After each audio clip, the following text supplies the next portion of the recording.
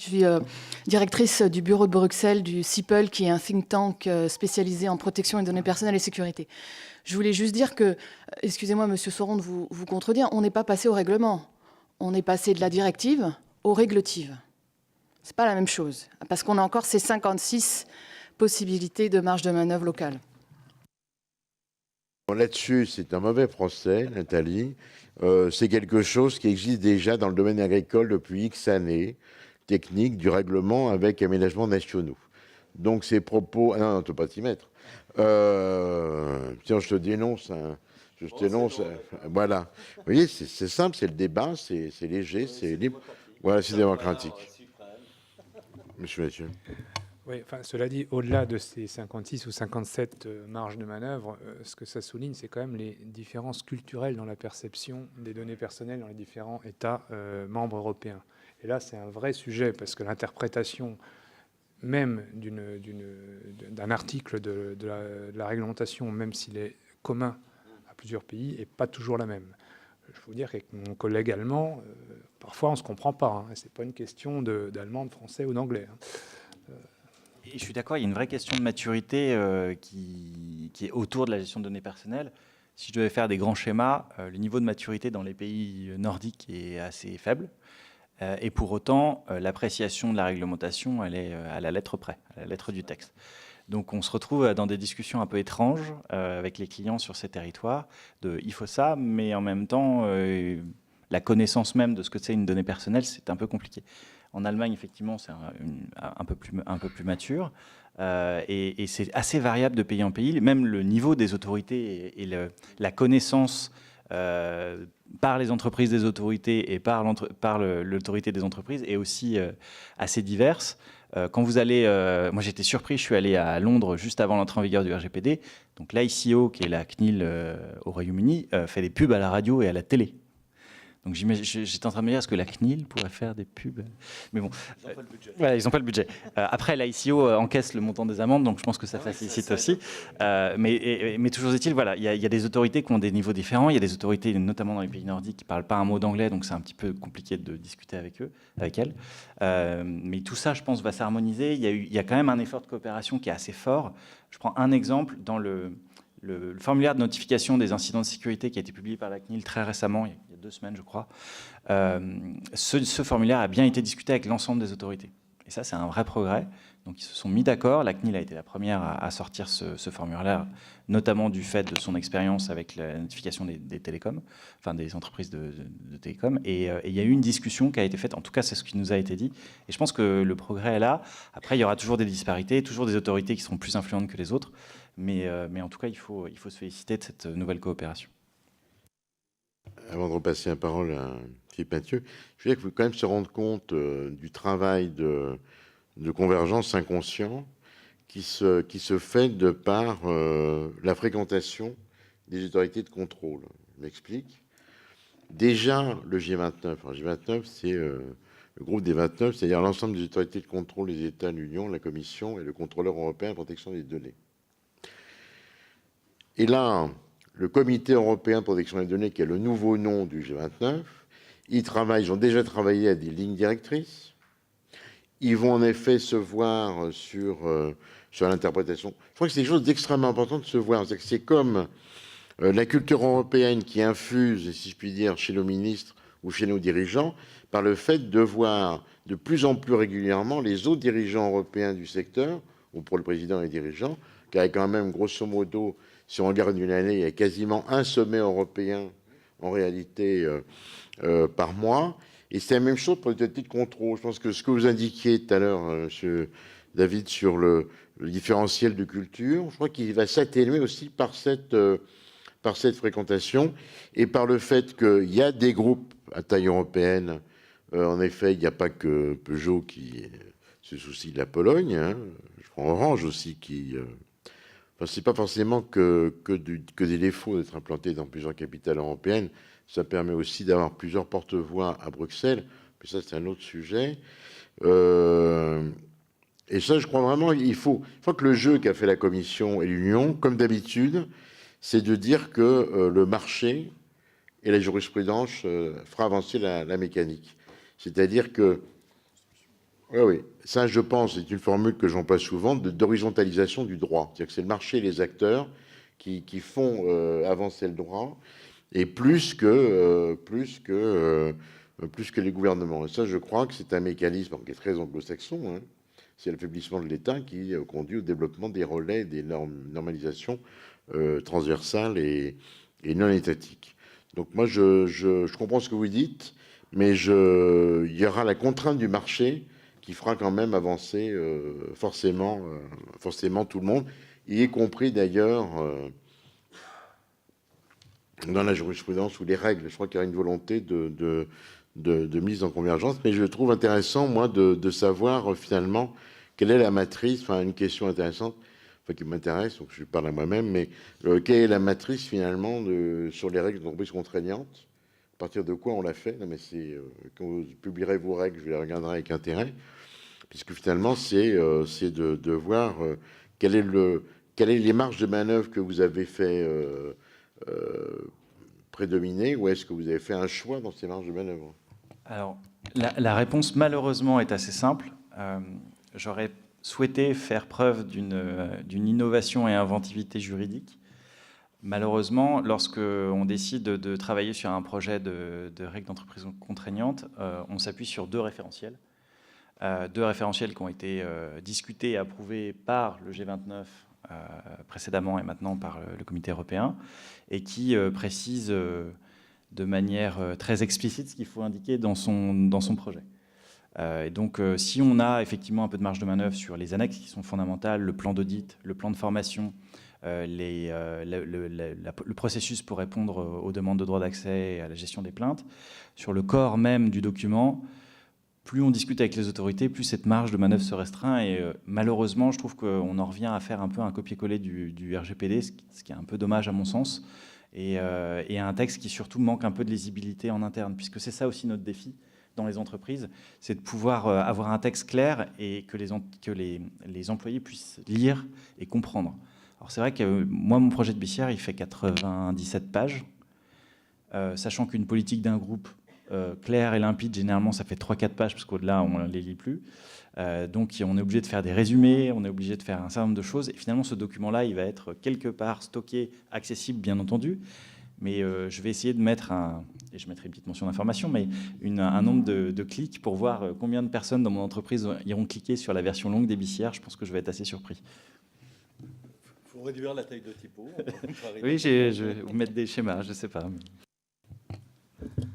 Nous, on a un peu la même problématique. On est arrivé à 20 pages, ce qui est déjà mieux, mais encore beaucoup trop long pour être lu correctement. Donc, on est amené à faire pas mal de formations, de sensibilisation. Là, on avait fait un petit module de sensibilisation pour expliquer aux personnes concernées ce qu'est une donnée personnelle, ne serait-ce que ça. Qu'est-ce que c'est que ce concept de données personnelles? Alors, vous baignez dedans, mais pour le vendeur lambda en garage, pas facile à cerner, la notion. Aborder un peu les notions de contrôleur, de responsabilité, de consentement, tous ces sujets-là. Et c'était intéressant parce qu'on a déployé ce petit module d'auto-formation, de e-learning, de 20 minutes. Et on a eu en 2 ou 3 mois 41 000 personnes qui ont réussi à le faire dans le groupe. Ce qui est alors, au niveau européen, mais donc on a réussi à pousser avec une très forte pression du comité exécutif du groupe en disant vous devez y aller, vous devez y aller, vous devez y aller. Mais ils y sont allés. Et puis derrière, on a le retour. Maintenant, on est noyé de questions, les gens n'osent plus faire, ont compris le sujet. Et donc il y a une prise de conscience qui s'est faite. Et puis maintenant, il faut qu'on assume le sujet, sachant que bien entendu, le texte est ce qu'il est aujourd'hui. On a encore plein d'incertitudes sur l'interprétation de nombreux points. On n'a pas des réponses partout, la CNIL non plus. Ça, vous l'avez signalé tout à l'heure. On a discuté avec eux, avec la directrice de la conformité, il y a 15 jours, 3 semaines, avec les grandes entreprises privées. Et, la CNIL aussi, elle va mettre un peu de temps à trouver les bons réglages sur ces sujets-là. Donc, je crois que ce qui est important, c'est d'essayer de diffuser la culture, déjà pour que les gens dans vos entreprises, dans vos collectivités, dans vos administrations, comprennent le sujet. Parce que le premier point, c'est de comprendre le sujet. Et puis, petit à petit, ça va venir. Moi, je suis moins inquiet que monsieur assis en face de moi, disant on va avoir 300, 500 pages de code d'ici 2-3 ans.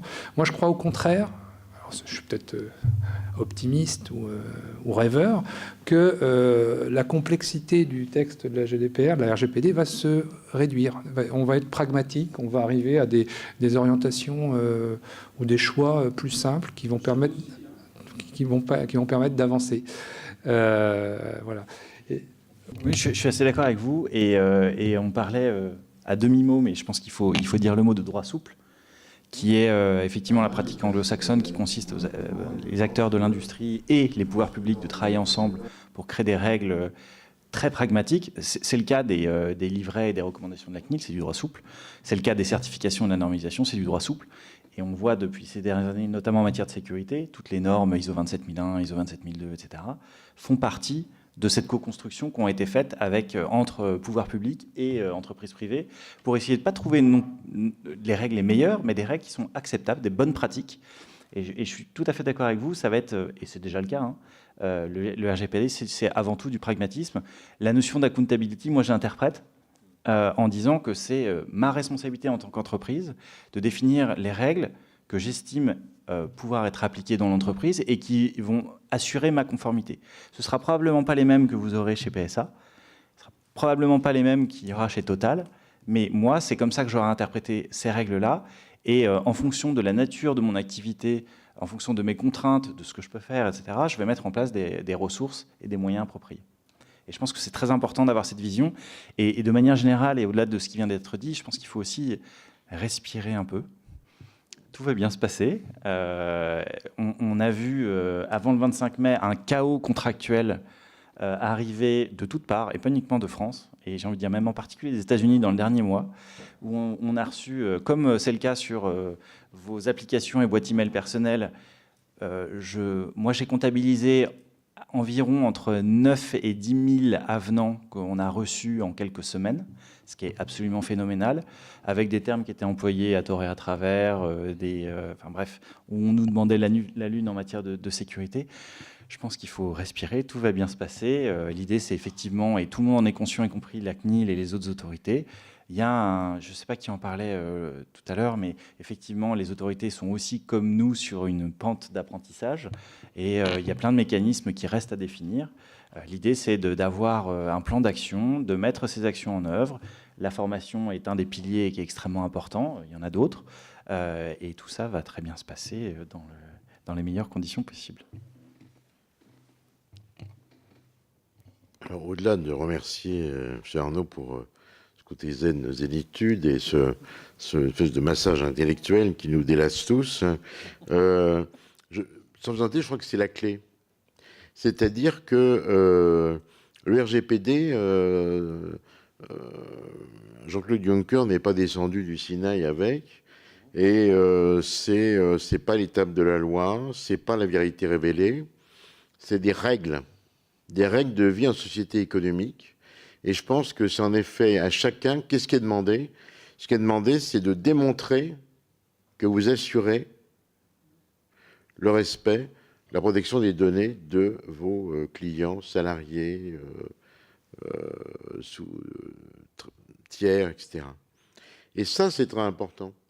C'est-à-dire que moi, je pense qu'il sera une grande responsabilité sur les entreprises, notamment de vos tailles, pour se battre et se défendre, et des juges pour arriver à comprendre qu'on a changé, on a vraiment changé de matrice. On est vraiment dans un système où, certes, c'est à moi de me justifier, mais je ne dois pas justifier de l'exacte application de l'ensemble des règles, mais de comment je m'y suis pris et quelles sont mes possibilités et mes limites financières pour le faire. Ça, je crois qu'il y a un problème de responsabilité du législateur et du juge, de législateur qui a posé les règles et du juge qui va les appliquer en disant mais de toute façon, voilà, le règlement dit ça, la loi nationale dit ça, mais enfin c'est mécaniquement impossible.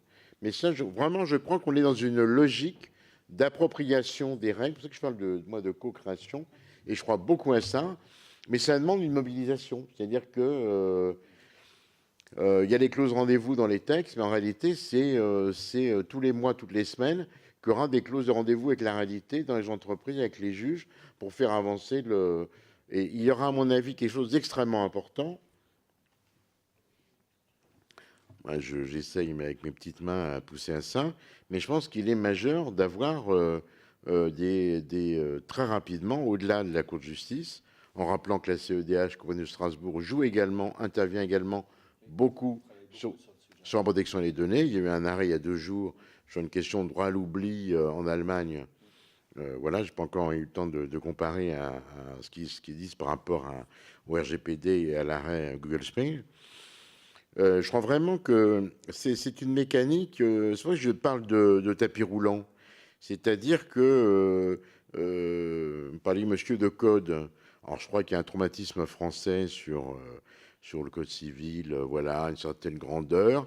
Je crois qu'il faut redescendre et que dans le cadre de la mondialisation et de l'ouverture, on ne peut pas continuer à fonctionner avec des règles purement locales. Et je crois qu'il faut un espèce de syncrétisme de...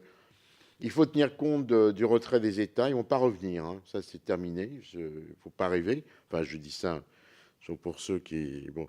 Mais les libéraux de service, mais il n'y a pas... Le retour de l'État est fini.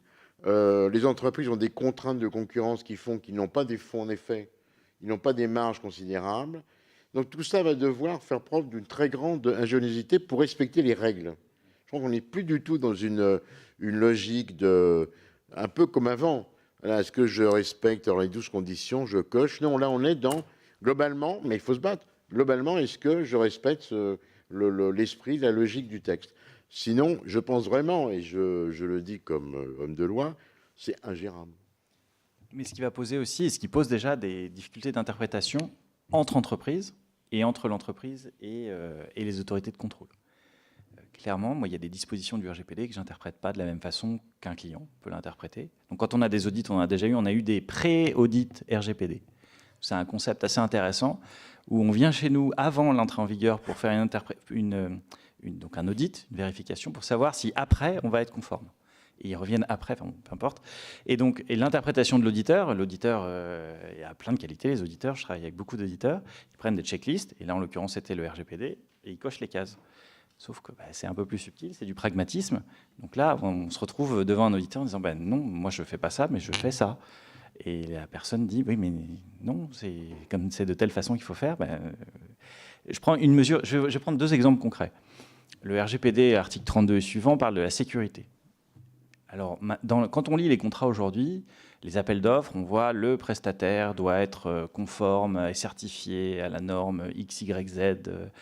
C'est pas ce que dit le RGPD. Le RGPD dit le responsable de traitement et le sous-traitant doivent mettre en œuvre des mesures de sécurité appropriées. Appropriées au risque, bien entendu. On n'a jamais dit que tout le monde devait être certifié. Et on parlait des PME tout à l'heure et des collectivités locales et territoriales. Vu le prix d'une certification, on parlait d'un prix qui est quand même assez réduit. Quand on est une organisation de taille plus importante, c'est plutôt 300 400 000 euros par certification, en fonction du périmètre. Donc tout le monde, effectivement, ne peut pas se payer une certification. Et ce serait complètement illusoire de l'imposer à tout le monde. Ça ne servirait à rien, ce serait contre-productif. Parce que derrière une certification, ce n'est pas une entreprise de certification qui vient juste regarder ce qui se passe. Il y a tout un organisme, il y a des hommes, des ressources informatiques. C'est un management de la sécurité, c'est de l'organisation de la sécurité. Et donc, encore une fois, le texte, il est assez large. Et le fait est, c'est qu'il doit s'adapter à toutes les situations. Mais l'interprétation qui en est faite aujourd'hui est très restrictive. Tout le monde doit être certifié, on doit chiffrer toutes les données.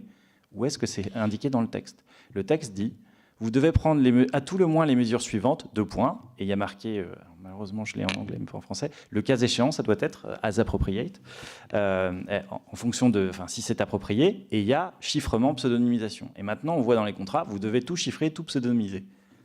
Non, il n'y a pas de raison.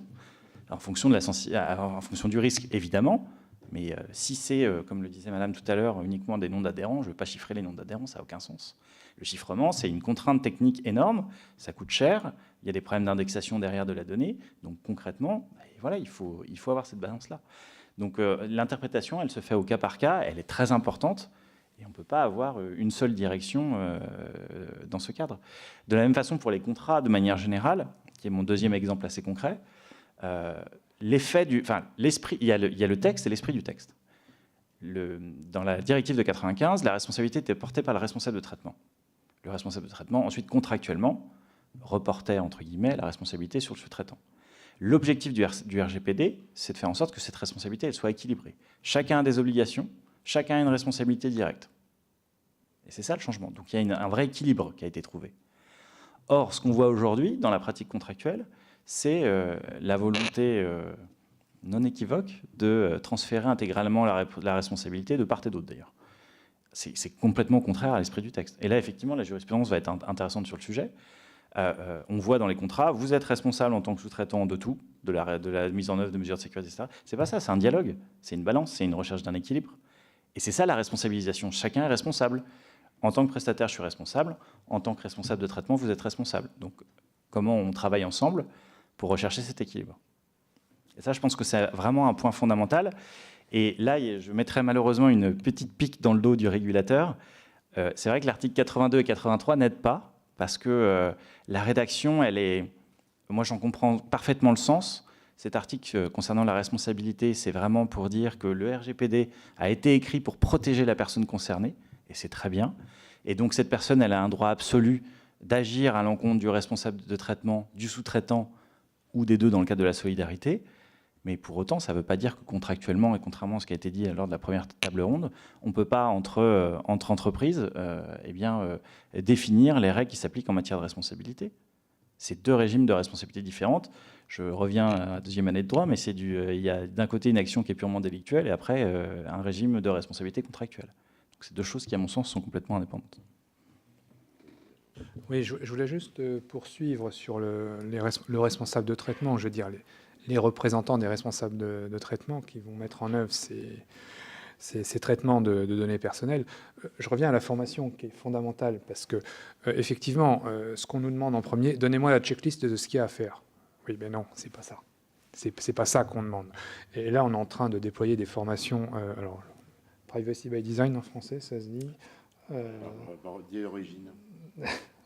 Protection dès l'origine. Protection dès l'origine, c'est ça. La protection est pensée dès la construction du traitement. Donc l'idée, c'est de dire au chef de projet, voilà, quand vous concevez une nouvelle application informatique, un nouveau projet qui traite de données personnelles, vous devez intégrer dès les spécifications, dès le début, les fonctionnalités qui permettent de respecter les exigences de la protection des données personnelles. C'est aussi simple que ça.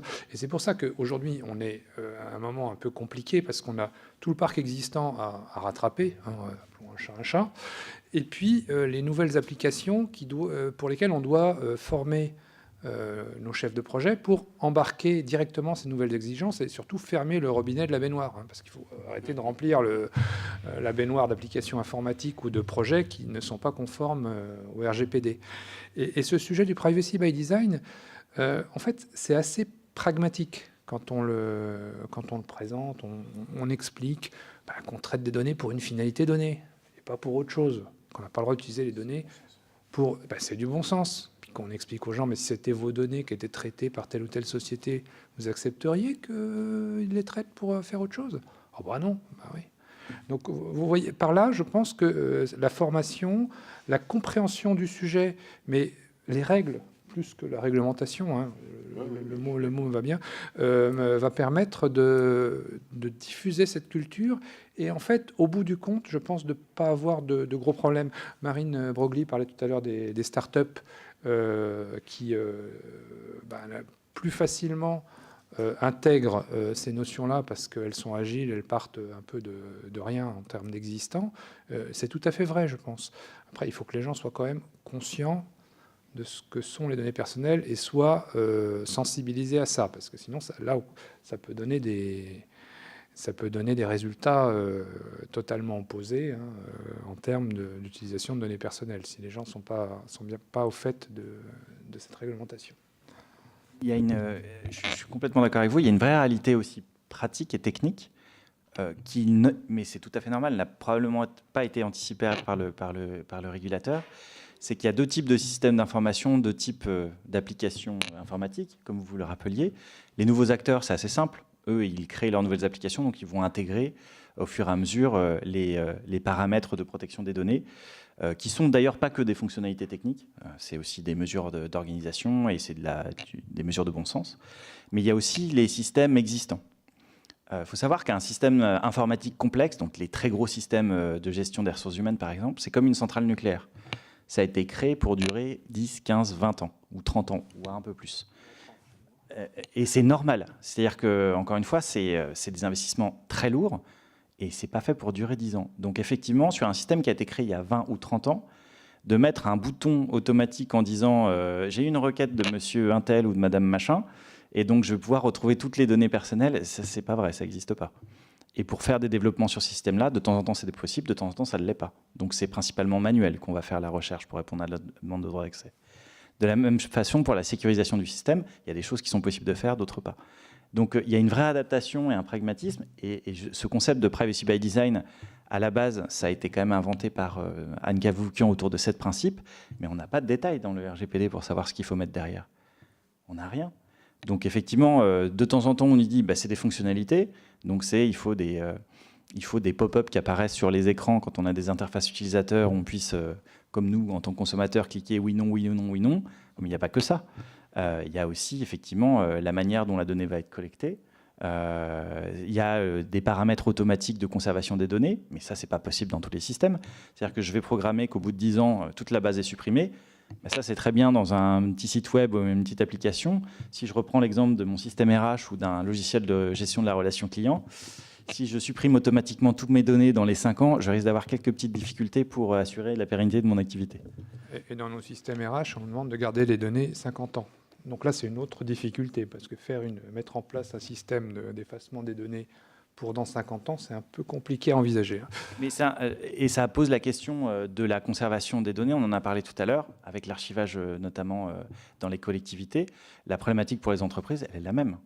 C'est un casse-tête et un cauchemar, en particulier pour les entreprises internationales, de définir un calendrier de conservation qui s'applique pays par pays, mais qui s'applique aussi au global, qui répondent, lorsqu'on est une société cotée, ce qui est notre cas, à des obligations américaines ou canadiennes. C'est extrêmement compliqué. Alors moi, j'ai eu la chance de récupérer la partie gestion des archives et gestion des données de manière générale. Donc j'ai la responsabilité de ce calendrier-là, mais c'est un casse-tête parce qu'on a des durées de conservation à minima, on a des durées maximales. Est-ce que finalement l'esprit de la loi, c'est pas de se dire qu'à un moment donné il faut supprimer la donnée, puisque ce qu'on veut éviter c'est la conservation ad vitam. Donc entre un pays où je dois conserver 7 ans et un autre où je dois conserver 15 ans, est-ce que je ne vais pas me dire en fait je vais conserver juste la valeur médiane et puis comme ça tout le monde sera content? Oui, mais je risque une responsabilité dans un des pays. C'est quand même extrêmement compliqué, notamment lorsqu'on a des systèmes globaux. Donc encore une fois, je pense qu'il y a plein de questions dans le cadre du RGPD qui ne sont pas nouvelles. La conservation proportionnelle à la durée des traitements, c'est quelque chose qui existait avant, mais je pense que c'est un peu insoluble comme question.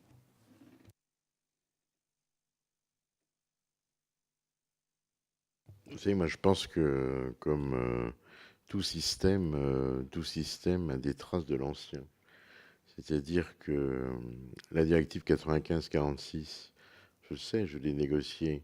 L'objectif était de ne pas trop varier par rapport à un système préalable administratif, mais il y a quand même eu une petite évolution qui est passée. Le RGPD, ça a été vraiment un saut majeur, mais il est resté quand même quelques formes de déclaration, parce que quand même, déclaration, c'est quand même plus sérieux que la vérification du juge. Et je crois que la certification, ça fait partie de ces restes. C'est-à-dire qu'il faut quand même bien qu'il y ait une espèce de garantie de paresse intellectuelle de la certification qui résoudrait tous les problèmes. En réalité, on le voit bien en vous écoutant, c'est très loin d'être vrai. Est-ce que la salle déchaînée a-t-elle des questions ?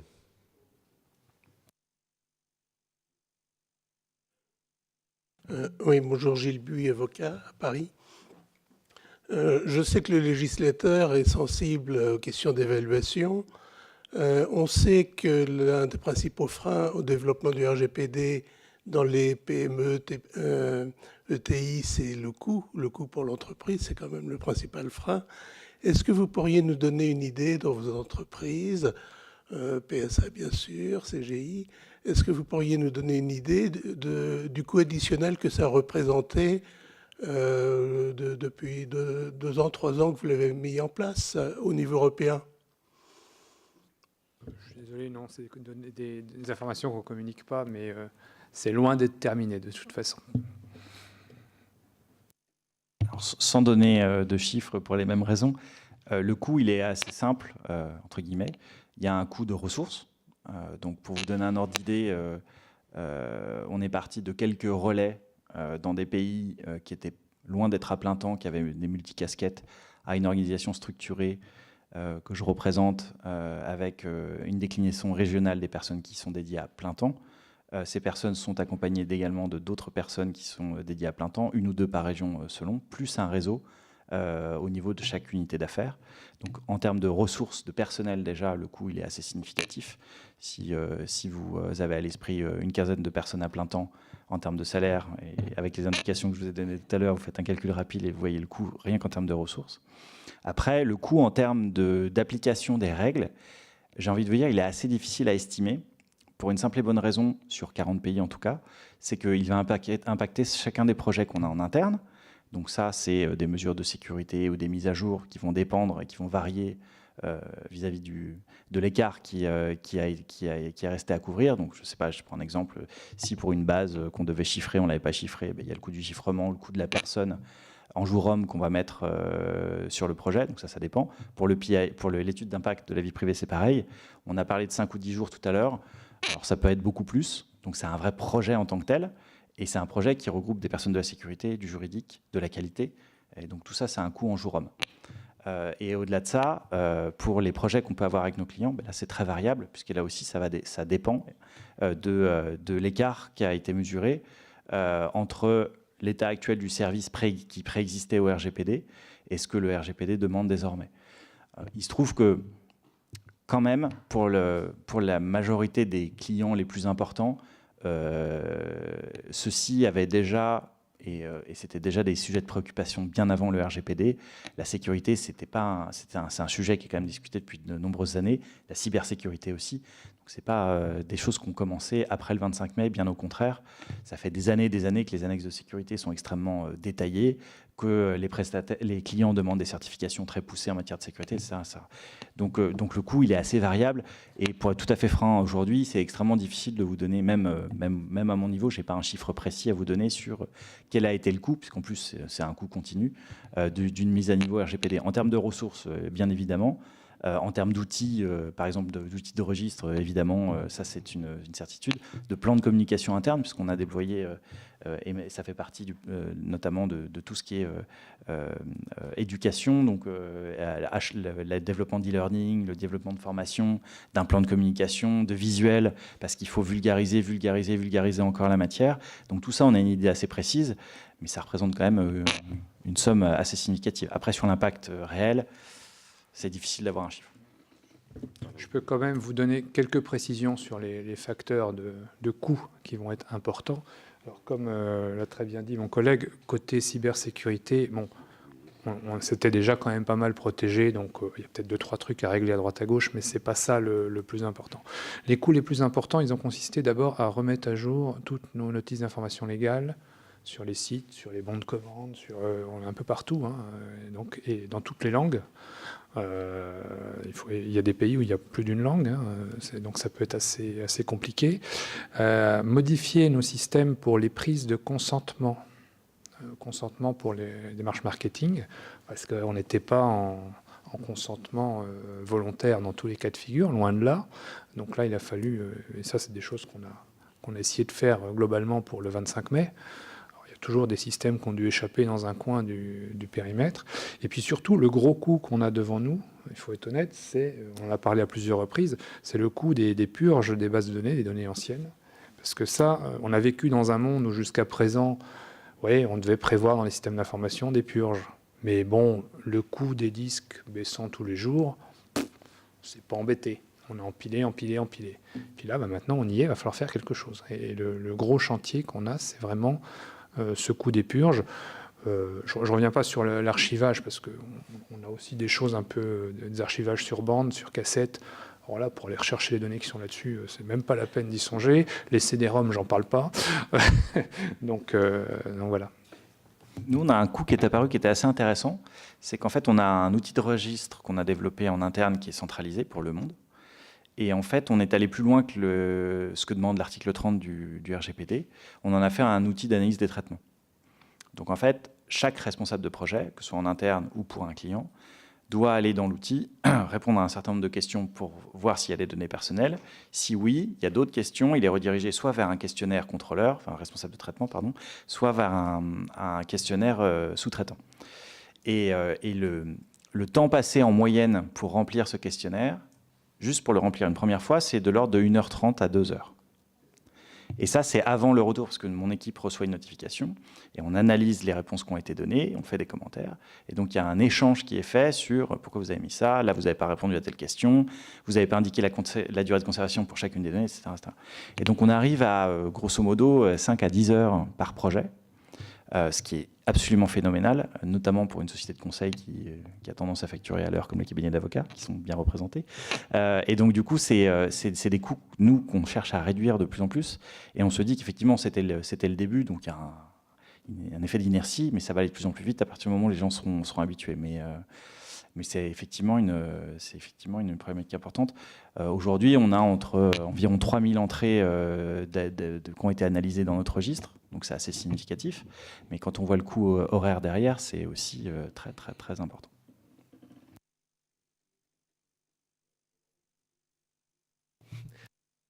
Oui, alors moi j'ai une question, c'est plus en amont par rapport à vos nominations en tant que DPO. Vous savez qu'il y a donc du coup plusieurs recommandations qui sont prévues par le RGPD et par la charte déontologique de la FCDP concernant l'indépendance et l'absence de conflit d'intérêts qui du coup nécessite que le DPO soit le plus possible à l'écart des traitements de données. Alors je voulais savoir, est-ce que du coup vous êtes tous les deux full DPO, c'est-à-dire vous ne faites que DPO, ou est-ce que vous faites des missions que vous faisiez avant, auquel cas vous êtes limité dans vos habilitations pour avoir le moins possible accès au traitement de données? Enfin, quelles sont les solutions que vous avez trouvées pour pouvoir exercer votre poste au mieux? Moi, je suis DPO à temps plein. J'ai laissé tomber tout le reste. Et je suis rattaché à un membre du comité exécutif du groupe, au secrétaire général, uniquement pour cette fonction-là. Et moi également, je suis à temps plein. J'ai été désigné sur vote du board, donc au Canada. Je reporte directement à ce board. J'avais une question plutôt macroéconomique. Est-ce qu'on a une approche sur l'augmentation des coûts globaux que ça va coûter? Parce que c'est difficile de dire effectivement en microéconomique ce que ça va coûter par entreprise, par produit, mais est-ce qu'on a une approche macroéconomique?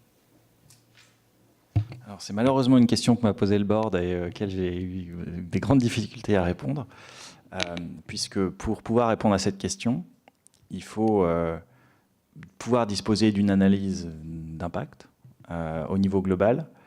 Sur des sociétés comme les nôtres, c'est quasiment impossible. Donc c'est ce qu'on appelle les études de cadrage. Alors ça se fait. Hein. On a effectivement fait un cadrage sur les efforts qu'on avait à faire en matière de sécurité, les efforts qu'on a fait à faire en matière d'analyse de traitement. Mais de toute façon, ça peut difficilement couvrir l'ensemble des périmètres. Donc on a les grandes actions, les grands axes. Alors c'est effectivement plutôt macro, c'est tout à fait faisable. Nous, on en a fait une. Après, avec les chiffres qu'on avait, mais c'est tout à fait possible. Après, vous irez jamais effectivement dans le détail. Donc ce sera beaucoup plus compliqué. Le Sénat a peut-être fait l'approche. Monsieur le sénateur va peut-être pouvoir nous dire si vous avez fait une étude d'impact sur l'augmentation des coûts en termes de macroéconomique. Parce que pendant ce temps-là, les Chinois vont faire de la protection des données certainement limitée. Par contre, c'est sûr qu'ils vont s'attacher plutôt à la sécurité de leur réseau informatique. Les produits indiens ne vont certainement pas effectivement être soumis aux mêmes charges au niveau des protections des données. Est-ce qu'on a pensé à ça? Et est-ce qu'on l'a chiffré? Alors, il faut bien savoir ce qu'est le législateur. Hein. En l'occurrence, le Sénat n'a pas les moyens, ne procède pas à d'études d'impact. Il y a toujours des études d'impact juridiques qui sont ordonnées par le gouvernement. En matière européenne, je crois qu'il y a eu une étude d'impact globale, comme sur toutes les directives, où on calcule les choses, et ça, c'est une variable, moi, que je critique, et simplement en termes de projection de croissance sur les marchés. On nous a raconté beaucoup sur un certain nombre de traités, sur l'impact effectif, un impact en termes de croissance ou en termes d'emploi. C'est très lié à un contexte concurrentiel et puis à une dynamique globale de la croissance au niveau international, surtout aujourd'hui. Donc non, nous n'en avons pas fait. Le regret, c'est que nous disposons rarement, surtout. Mais je crois que ce qui est important, tout à l'heure, on a évoqué la notion du droit souple. Moi, j'y suis très favorable. Et je pense que trop souvent, on a tendance à vouloir tout mettre dans un texte, préciser trop de choses. Alors, quand on donne des orientations, parfois, on a un manque de précision dans l'orientation. Mais on a des tendances aussi à multiplier les contenus des textes. Je suis toujours étonné quand je regarde la définition des politiques publiques, puisque finalement, un texte de loi, surtout comme celui-ci, c'est une politique publique au niveau européen, avec sa partie nationale. Il y a une définition des politiques publiques dans les pays démocratiques ou dans les institutions démocratiques. Je la compare souvent avec la définition qui est faite en Amérique du Nord.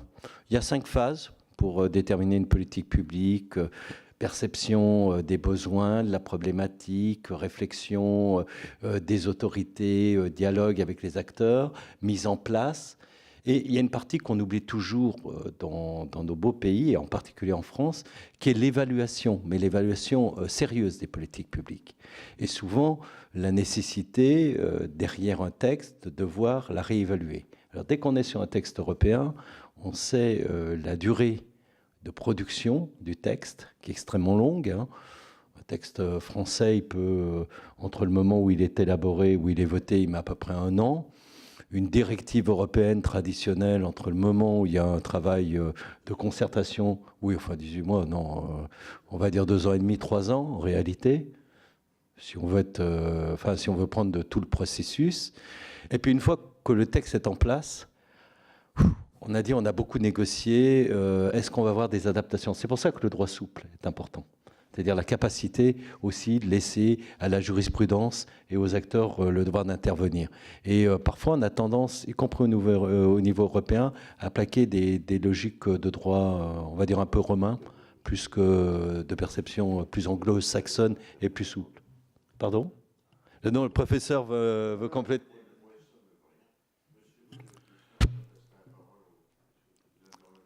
Merci, Bernard Frénois. Je dirige une agence de publicité.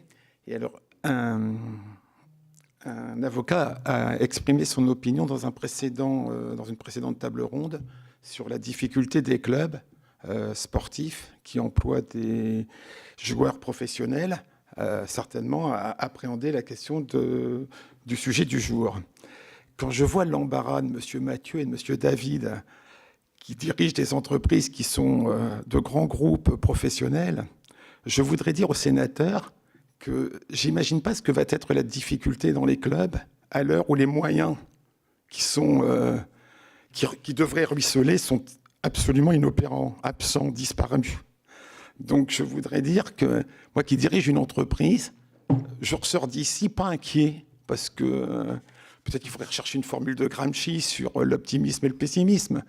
Mais ce qui est sûr, c'est que je voudrais dire aux parlementaires que toutes ces situations ne manqueront pas d'avoir un impact, que ce soit sur le monde associatif sportif, sur le monde associatif culturel et sur les TPE. Je vous remercie de votre attention.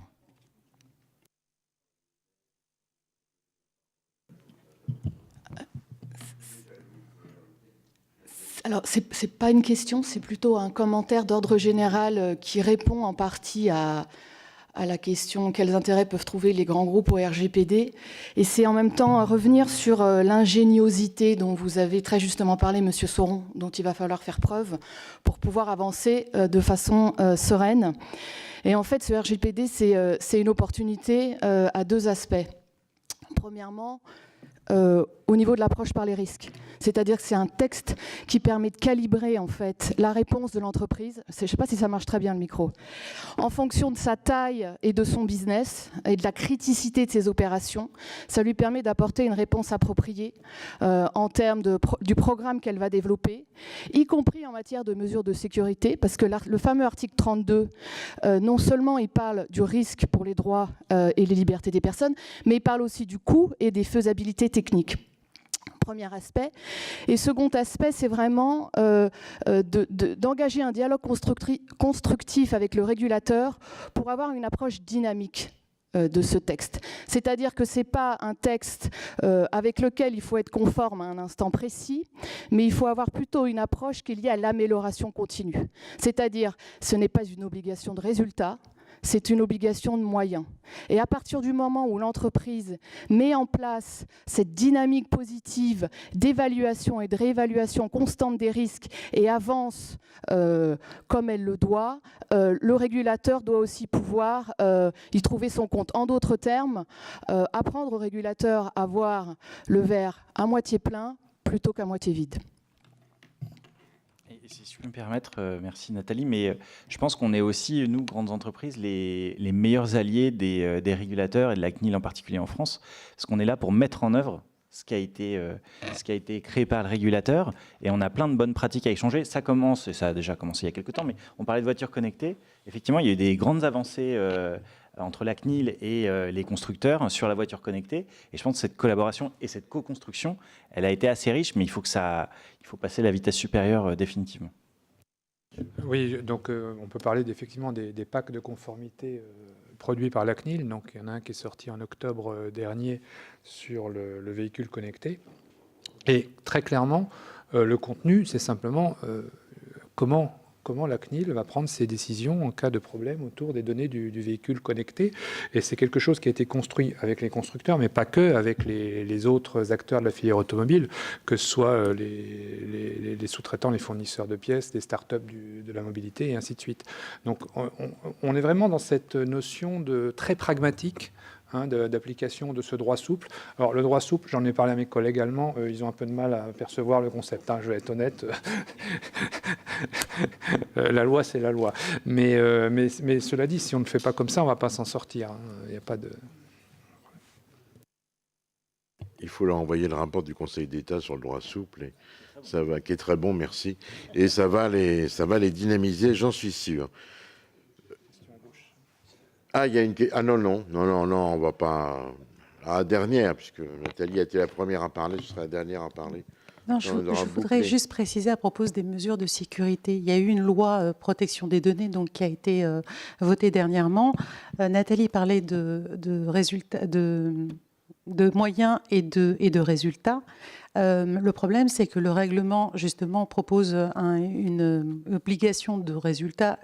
une obligation de moyens, et donc puisqu'on doit prendre justement les moyens, voilà, excusez-moi, je suis un peu confuse. En tout cas, en ce qui concerne la loi protection des données, il y a par tous les moyens pour la sécurité, donc c'est beaucoup plus renforcé. La loi française renforce beaucoup plus les moyens de sécurité. Et est-ce qu'on ne se tire pas, nous les Français, une balle dans le pied ?